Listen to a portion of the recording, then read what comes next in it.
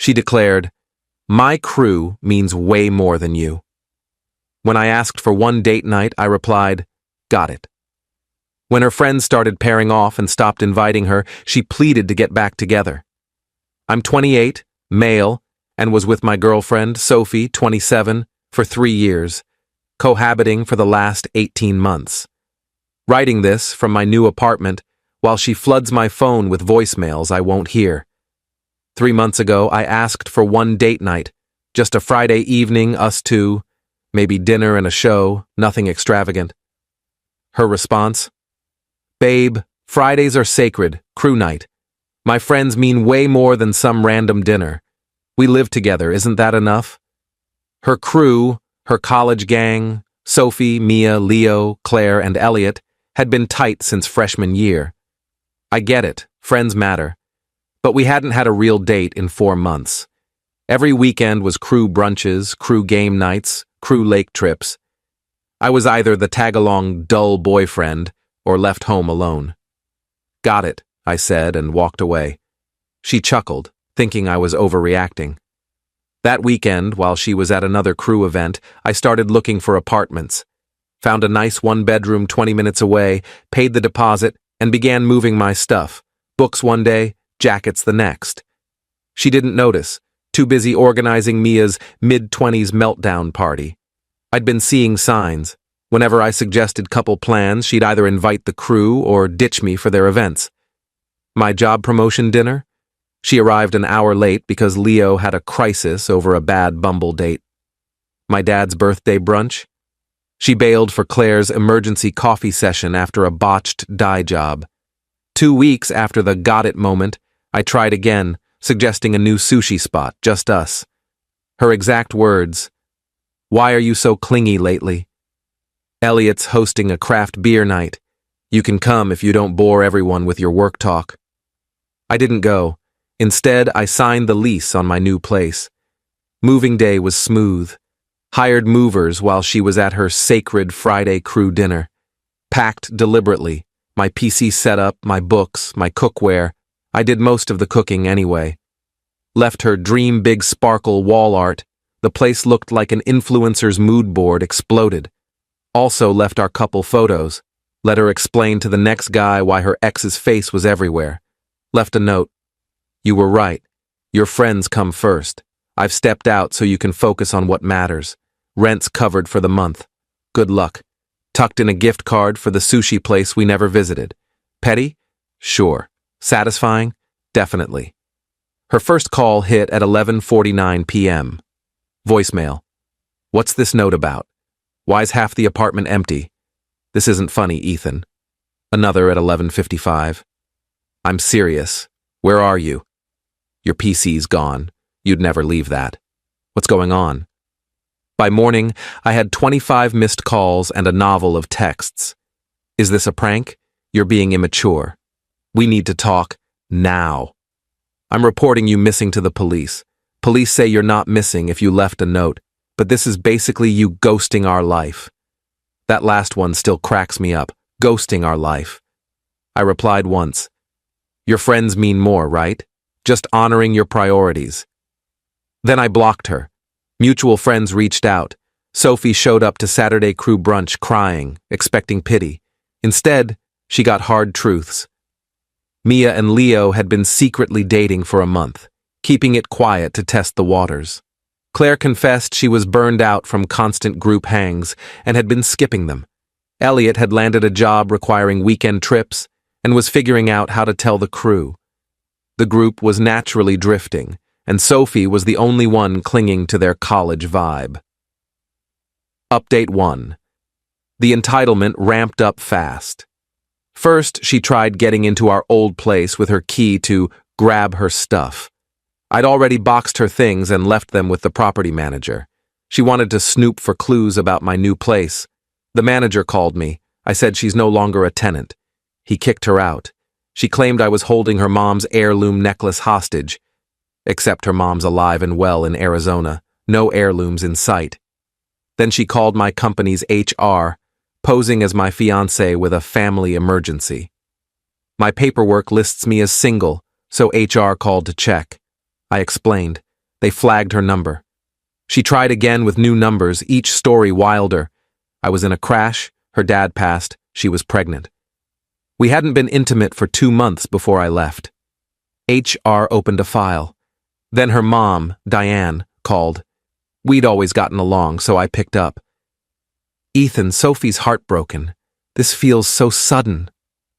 Not sudden, Diane. I've been asking for couple time for months. But her friends are her world.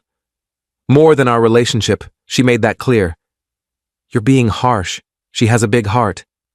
And clear priorities. I wasn't one. Diane tried guilting me about our 3 years, how Sophie was sobbing nightly. I held firm. She chose her friends over us repeatedly. That was her call. This is mine. The crew drama escalated. Mia and Leo went public, posting couple pics. Sophie flipped, accusing Mia of breaking their sacred pact by dating within the group. Mia clapped back that Sophie needed to grow up and stop treating them like her personal therapists. The group chat was savage. Mia sent me screenshots. Sophie, we swore relationships wouldn't split us. Mia, we were 19. We're pushing 30. Sophie, age doesn't change loyalty. Mia, but maturity changes priorities, something you'd get if you had any. Sophie, how dare you, after all I've done. Mia, like what? Making me skip my sister's wedding for your emergency karaoke night because Ethan wanted a date? Or guilting me for missing brunch when my mom was sick? Sophie, that's different. Mia, it's worse. Claire skipped more invites, joined a book club, started seeing someone, and posted about surrounding herself with people who foster growth, not drama. Sophie showed up at Claire's workplace, ranting about abandoning true friendship for randos. Security escorted her out. Claire blocked her. Then Sophie found my workplace. She'd never worked there but knew the company.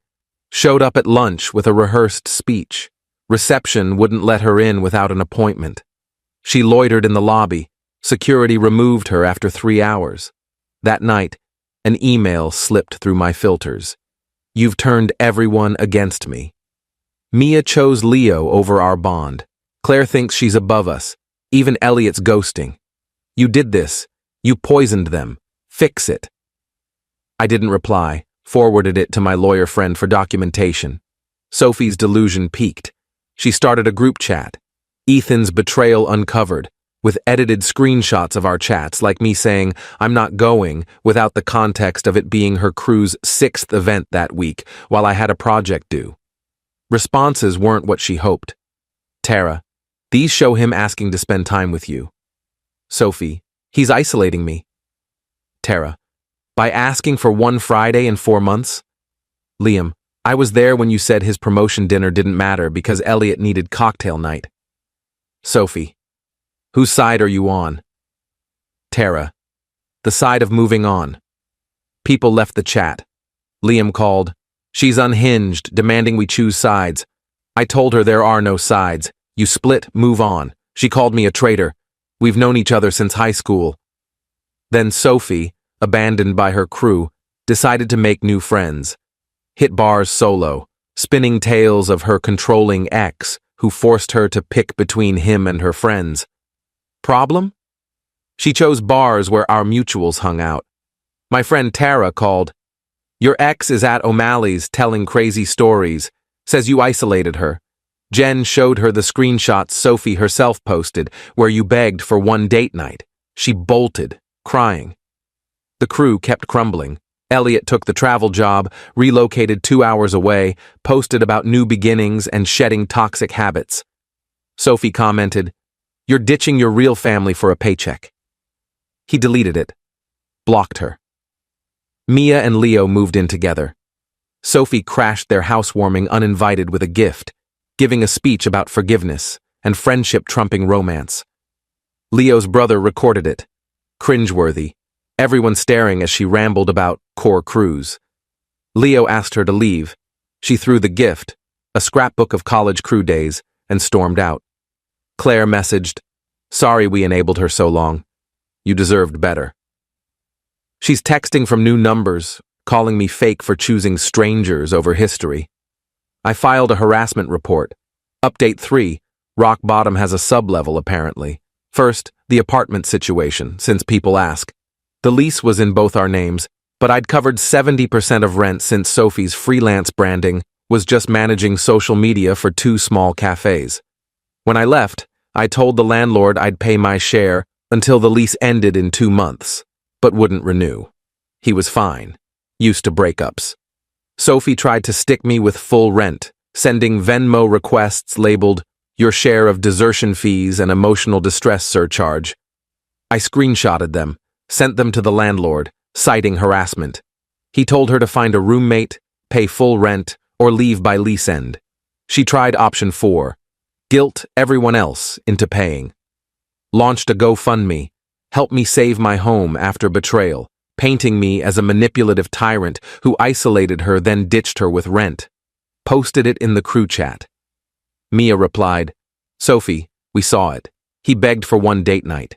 Delete this before you embarrass yourself more. It raised $40 from her mom. Diane called, tone shifted. Ethan, I'm sorry, but also, has Sophie reached you? She quit her job to focus on rebuilding friendships, stays at my place writing manifestos about loyalty, posting them online. It's worrying. I checked via a dummy account, wild stuff. Sophie started a blog, When Your Tribe Betrays You, with posts like Mia's disloyalty, how romance kills bonds, fake friends versus true ones, my ex's plot to ruin sisterhood, why couple culture is poison. Each was a rambling 1,000-word screed on loyalty and how everyone ditched her for relationship propaganda. Meanwhile, the crew imploded. Claire started a chat without Sophie, actually evolving, sharing memes on toxic friendships and boundary-setting posts. Someone leaked it to Sophie, who printed the chats and made a PowerPoint proof of betrayal, emailing it to everyone's work accounts. Leo's boss called him in, baffled by friendship documents during work hours. Mia's company flagged it as harassment. Elliot's hit spam filters. He laughed when he found out. Then Sophie found my new place, likely tailed me from work. Showed up Sunday morning with her blog printouts and PowerPoint. Read these, see what you've done. Sophie, leave. Not until you admit you turned them against me. They grew up, people change, you didn't. Real friendships last forever. You're 27, not 17. Your friends have lives. Get one. She tried handing me the papers. I shut the door. She sat outside for 2 hours, reading her posts to my door. A neighbor called the cops. They warned her for trespassing. That night, a text from a new number. When you see what you lost, I might forgive you. You broke my friends. Didn't reply, blocked it. Mia messaged, she's leaving gifts at our place. Friendship necklaces, old pics, letters about who we were. Leo's pushing for a restraining order. Sorry you dealt with her for 3 years.